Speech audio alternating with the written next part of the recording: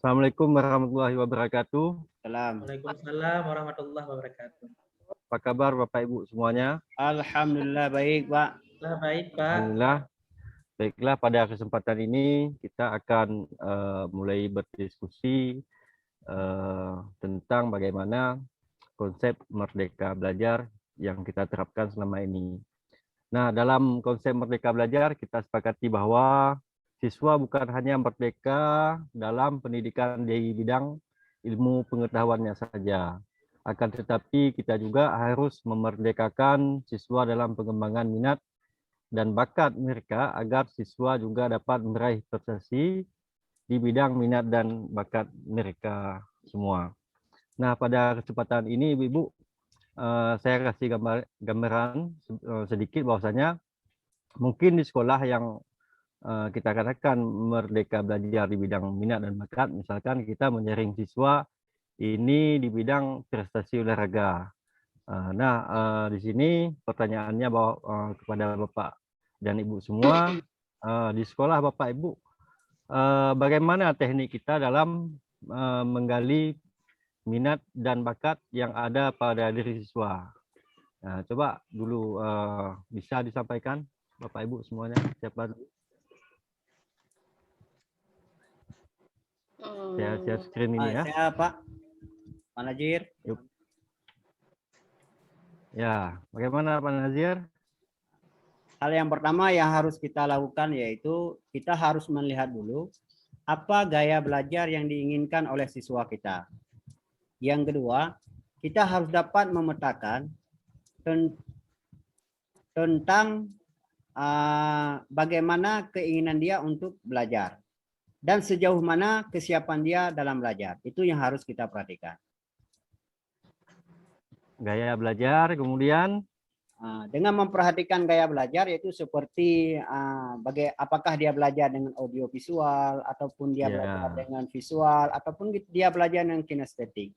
Dengan memperhatikan hal ini kita dapat melacak ataupun melihat sejauh mana kemampuan siswa untuk belajar. Itu saja, Pak. Ya, makasih banyak Pak Nazir. Nah, di sini Pak Nazir juga menyampaikan bahwasanya kita bisa tahu bakat dan minat siswa itu baik dari gaya belajar, minat dia dan sebagainya untuk menjaring bakat dan minat siswa. Selanjutnya ada lagi yang mau ditambahkan dari Pak Nazir ini oleh teman-teman yang lain? Saya tambahkan sedikit ya Pak. Ya boleh Bu Rani, silakan. Mungkin kalau bagi saya, bagaimana kita ingin mengetahui ya sejauh mana anak itu mempunyai minat belajar tuh sejauh mana sih atau apa kemauannya anak itu. Saya sebagai guru PAUD dari tahun 2004 itu dari dulu tuh kalau saya memandang satu siswa itu beri dia kebebasan itu dengan cara pendekatannya tuh bagaimana agar dia itu mampu mengungkapkan perasaannya kepada guru atau pendidik itu apabila dia sudah merasa nyaman. Jadi pendekatan itu yang paling penting kami lakukan itu kalau PAUD ya, karena kan guru PAUD itu butuh kenyamanan di sisi anak gitu. Anak di sisi guru. Jadi apapun yang akan kita sampaikan, apabila dia merasa nyaman, dia akan cepat menerima pembelajaran tersebut itu Pak. Ya, makasih banyak Bu Rani. Jadi yang disampaikan di sini adalah rasa nyamannya Bu Rani ya. Ya, di sekolah juga kita harus menyajikan rasa aman, nyaman, gembira dan kepada siswa. Baik, makasih banyak Bu Hairani. Yang lain ada yang mau ditambahkan? Ya Pak. Pak Irfan, silakan. Ya Pak, mungkin untuk mengenali minat dan bakat mereka, yang pertama kita harus mengenali yang lebih detail itu yang namanya karakteristik dari peserta didik itu. Untuk mengenali karakteristik daripada mereka, mungkin kita harus membuat sebuah pendekatan selayaknya dia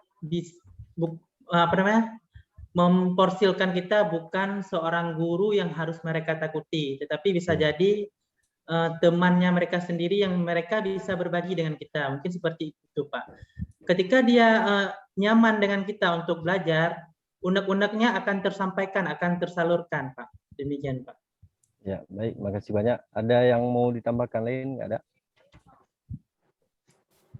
Ya, jadi di sini kita sudah ada beberapa